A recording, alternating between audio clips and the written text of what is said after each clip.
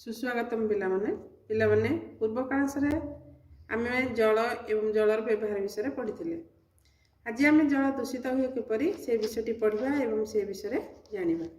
जल एमती एक पदार्थ जहाँ बिना आम बंचीपार ना, तेणु जलर अन्य नाम जीवन बोली जानी।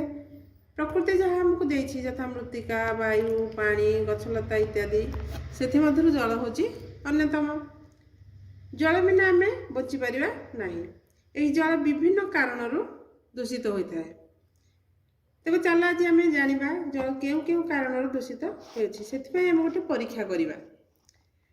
तो से कि पानी नवा से कौन करवा हाथ बुड़ेवा जल में पचासटा किसी खराब जिनस पकईदे अपरिष्कार जिनस पकईवा जल में काठी गुटा पकईदे आउ धूली मटी पकईदे ताल कौन हम से पानी आम व्यवहार करें कि नहीं करें कारण से जल दूषित हो।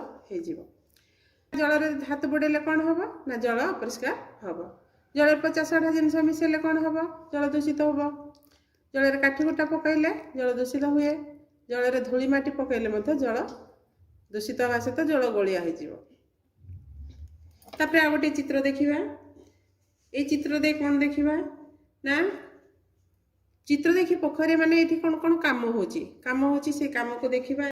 लोक देख से लुगा सफा कर आउ जने लोक से कौन कर गाई को गाधोची से पाखे देखिए जने लोक से कौन कर तुठरे बसी दांत घषुंट पोखर तुठरे बासन मार्चंती आउ पोखरे किसी लोक गाधोती।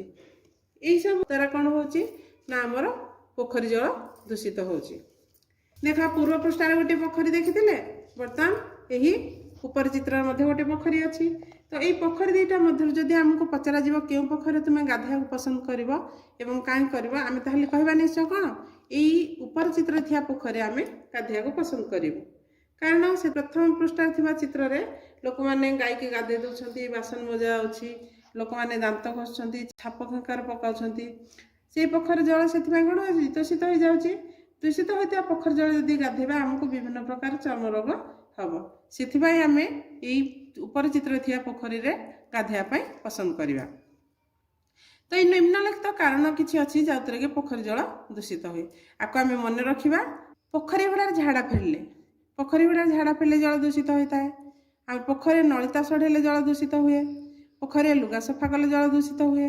गोरु महिषी को गाधे देले जल दूषित होता है।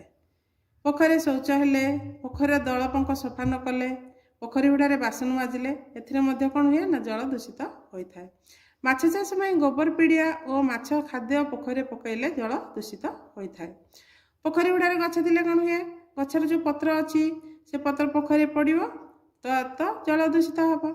आ कौन ना पोखरी जब आम अलिया आवर्जन नहीं पकईवा से पोखरी जल दूषित होता है। आम गाँव जो नाल नर्दमा गुहाल पानी की जब आम पोखरी को छाड़ा से जल दूषित होता है। तो यही सब कारण आमर पोखरी जल दूषित हुए।